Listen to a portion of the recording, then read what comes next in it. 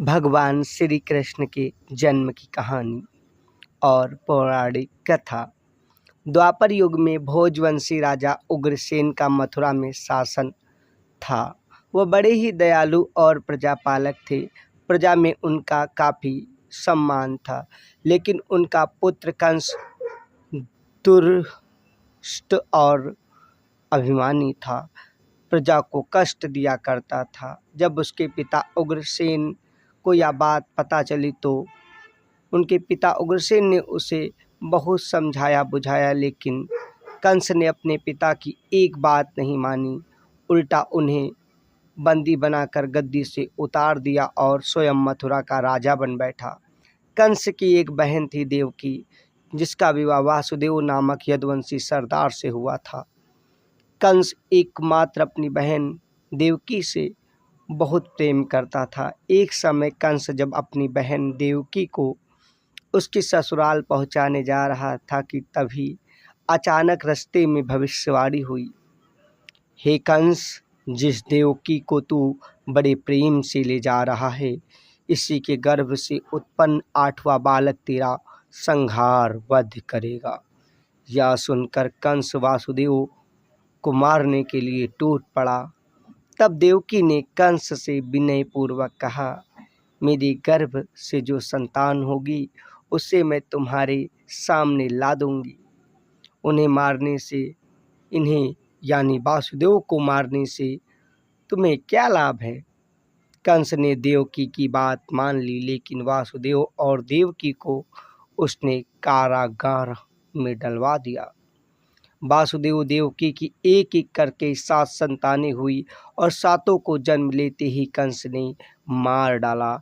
अब बारी थी 8वें बच्चे की, यानी श्री कृष्ण भगवान के जन्म की कहानी।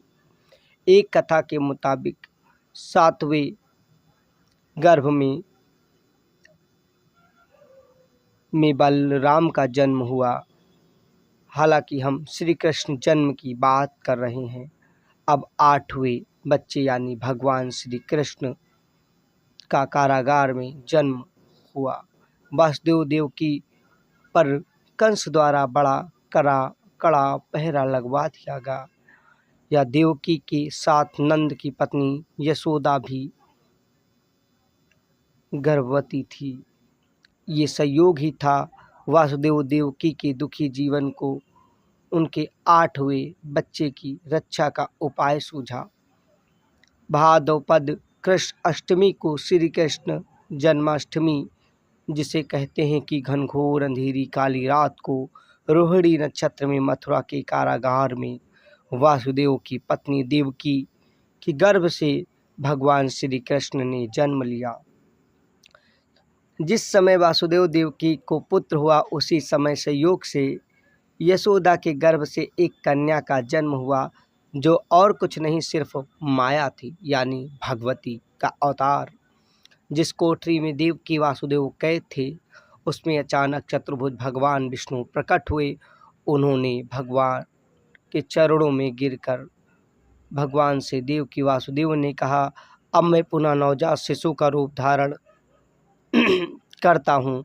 तुम मुझे उसी समय अपने मित्र नंद जी के घर वृंदावन में ले जाओ और उनके यहाँ जिस कन्या का जन्म हुआ है उसे लाकर कंस को दे दो। भगवान ने कहा, इस समय वातावरण अनुकूल नहीं है, लेकिन फिर भी तुम चिंता न करो।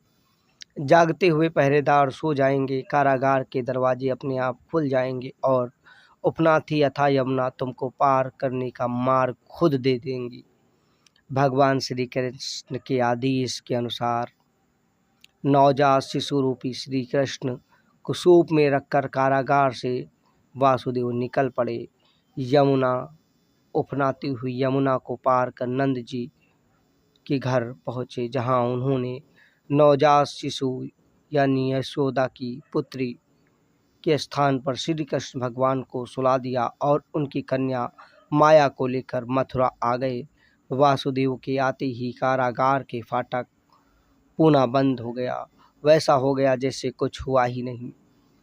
कंस तक वासुदेव देवकी के बच्चे के पैदा होने की सूचना पहुंची। कंस ने बंदी गृह में जाकर देवकी के साथ हाथ से नवजात कन्या को छीन लिया और जैसे ही उसने बच्ची को पृथ्वी पर पटकना चाहा, वैसे ही कन्या आकाश में उड़ गई और उसने कहा, अरे मूर्ख, मुझे मारने से क्या होगा?